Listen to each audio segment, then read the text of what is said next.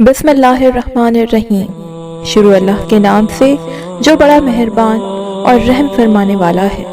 दोस्तों, अरबों को अल्लाह ने बेहद फसीलत बख्शी, क्योंकि मोहम्मद सल्लल्लाहु अलैहि वसल्लम भी अरब से ताल्लुक़ रखते थे और उन्हीं में आपको मबऊस फरमाया गया था।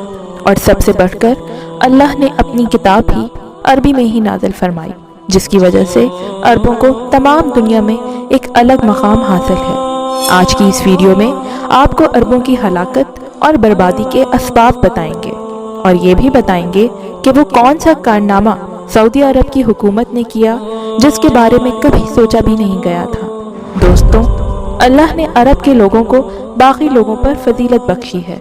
अफसोस तो ये है कि उन्होंने इस इम्तियाजी हैसियत का पास नहीं रखा, बल्कि उनकी अशराफिया ने अल्लाह की अता करदा नेमतों की कदर नहीं की। हम सबसे ये बात ढकी छुपी नहीं है कि अरब मुआशरे में फहाशी को फ़रोग़ देने वाले यही हुक्मरान हैं। इसी की वजह से अरब में फितने सर उठा रहे हैं। कुछ अरसे पहले अरब में भारतीय मौसीक़ारों को बुलाकर कॉन्सर्ट कराया गया और इस्लामी सकाफ़त की धज्जियाँ बिखेरी गई। अरब जो ऐसी सरज़मीन है जहाँ से इस्लाम सारी दुनिया में फैला और फिर रसूल खुदा सल्लल्लाहु अलैहि वसल्लम ने इसकी दर्स व तदरीस की। यूं अरब के लोग इस्लामी सकाफ़त के वारिस हैं और अपने ऐसे रवैये से तमाम उम्मत मुस्लिमा के दिलों को ठेस पहुंचा रहे हैं। और जब कोई खुदा के तय करदा उसूलों से इनहराफ करता है तो वो खुदा की सख्त पकड़ में आ जाता है और ज़िल्लत और रुसवाई उसका मुकद्दर बनती है। दोस्तों, अगर कौम इनफरादी गुनाह करे तो उसकी सज़ा उसे दुनिया में ही मिल जाती है। जब कौमों में बदअमनी, बेराहरवी, बदचलनी इज्तिमाई तौर पर घर कर जाती है तो ऐसी कौमें तबाही और बर्बादी का बाइस बन जाती हैं। तारीख़ ने ऐसी बहुत सी कौमें देखी हैं और कुरान मजीद से भी हमें ऐसी बहुत सी कौमों का पता चलता है। फरमाने खुदा है कि क्या उन्होंने नहीं देखा कि उनसे पहले हमने बहुत सी कौमों को हलाक कर दिया, जिन्हें हमने ज़मीन में ऐसा मजबूत और पायादार इख्तिदार दिया था। दोस्तों, जब भी इंसान फितरत को तोड़कर उसके खिलाफ चलता है तो अल्लाह की सख्त पकड़ में आ जाता है। सऊदी अरब में एक हिंदू औरत स्मृति ईरानी को पूरे स्टेट प्रोटोकॉल के साथ मदीना मुनव्वरा, मस्जिद क़ुबा और ओहद पहाड़ का दौरा कराया गया। वहां पहुंचकर वो दुनिया की वो वाहिद औरत बन गई और वो मुसलमान भी नहीं है। वो एक ऐसी औरत है जो खुद भी मुसलमानों के खिलाफ बयानात देती नजर आती है। उसे वहां ले जाकर सऊदी हुकूमत ने तमाम दुनिया के मुसलमानों के न सिर्फ जज्बात मजरूह किए हैं बल्कि अल्लाह के अहकामात की खुली खिलाफ वर्जी भी की है। हुजूर सल्लल्लाहु अलैहि वसल्लम ने क़ुर्ब क़यामत की निशानियों में से एक निशानी ये भी बताई थी कि क़यामत के करीब अरब ममालिक तबाह हो जाएंगे और उन ममालिक में ऐसी तबाही आएगी कि कोई रोकने वाला नहीं होगा। आलम कुफ्र उन पर ऐसे चढ़ दौड़ेगा जैसे भूखे लोग खाने पर टूट पड़ते हैं। सऊदी हुकूमत ने तारीख में पहली बार मुल्क में शराब खाना खोलने की तैयारियां शुरू कर दी हैं। अल्लाह के रसूल सल्लल्लाहु अलैहि वसल्लम ने क़यामत की निशानियां बताते हुए फरमाया था कि ऊँटों और बकरियों के चरवाहे जो कि नंगे पाँव होंगे वो एक दूसरे से मुकाबला करते हुए लंबी लंबी बिल्डिंगें बनाएंगे और फख्र करेंगे। इमारतों का ये मुकाबला आज अपने उरूज पर पहुंच गया है। दुबई में बुर्ज अल खलीफा दुनिया की सबसे ऊंची इमारत बन गई है। नबी आखिरुज़्ज़मान सल्लल्लाहु अलैहि वसल्लम की बताई गई क़ुर्ब क़यामत की एक और निशानी अरब में पूरी हो चुकी है।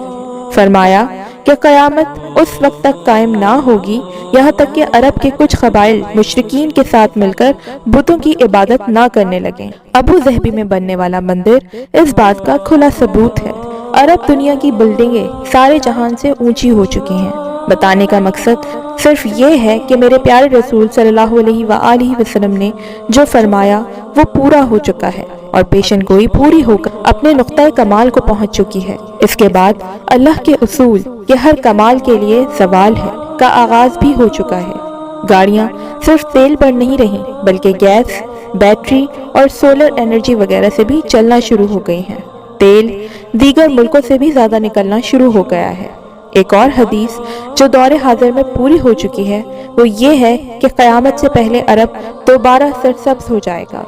यानी पहले भी सरसब्ज था मगर क़यामत के करीब दोबारा हो जाएगा।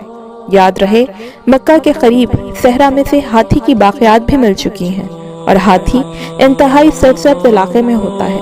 کون سوچ سکتا تھا کہ سرزمین عرب کے صحرا اور خشک پہاڑ کہ جنہیں اللہ تعالیٰ نے خود حضرت ابراہیم علیہ السلام کی زبان سے بے آب و گیا وادی قرار دیا، وہ سبزے سے لہلہا اٹھے گی۔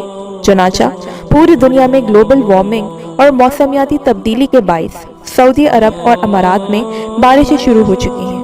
اتنی بارشیں اور ہوائیں کہ سیلاب آنا شروع ہو گئے ہیں۔ مکہ اور جدہ میں سیلاب آ چکے ہیں۔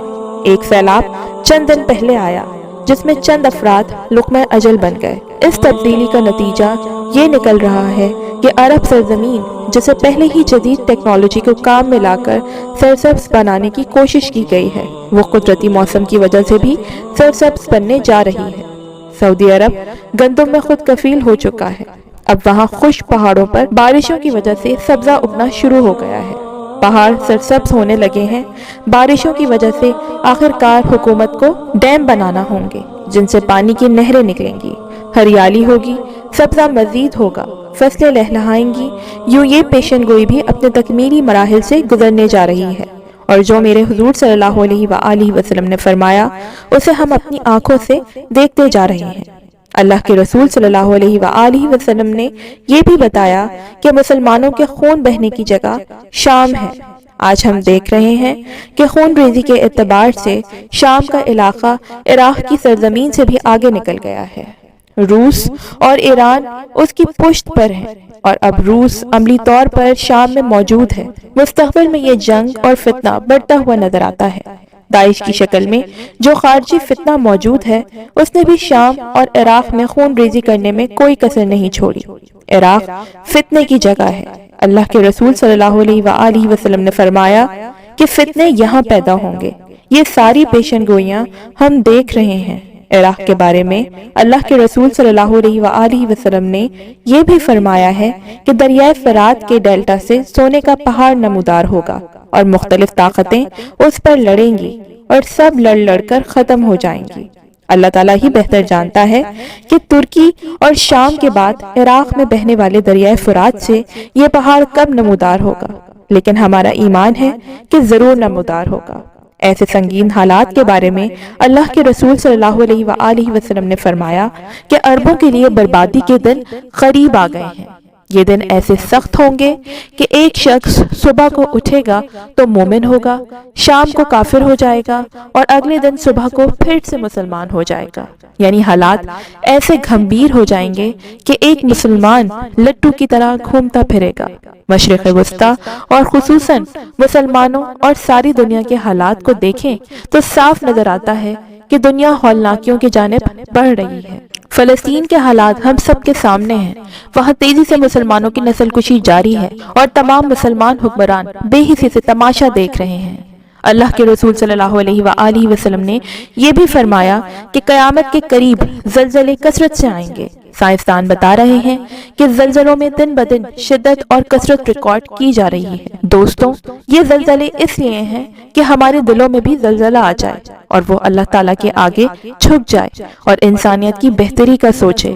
مگر انسان ایسا ڈھیٹ ہے کہ بلڈنگیں تو زلزلہ پروف بنانا شروع کر دے گا مگر دل کو زلزلہ پروف نہیں بناتا۔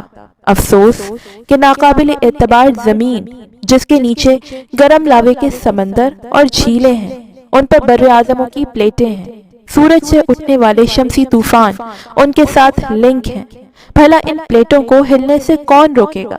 ایسی زمین کی سطح پر ہر کوئی زمین کی خاطر لڑ رہا ہے، عمارتوں اور بلڈنگوں میں مگن ہے۔ انسانیت کی تکریم کون سمجھائے گا؟ لگتا ہے کہ اب اس تکریم کا سبق حضرت امام مہدی علیہ السلام ہی سمجھائیں گے۔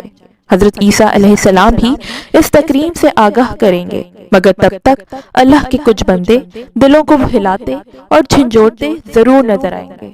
آئیے قدرتی اور انسان کے ہاتھوں بارودی زلزلوں سے پہلے خود ہی اپنے دلوں میں اللہ کے خوف کا زلزلہ پیدا کر لیں کہ جس نے ایسا کر لیا کامیابی اس کی ہی ہے، اور سچی کامیابی بہرحال آخرت ہی کی کامیابی ہے۔ اللہ ہم سب کو قیامت کے دن کی سختی سے بچائے اور ہمارا خاتمہ ایمان پر فرمائے، آمین۔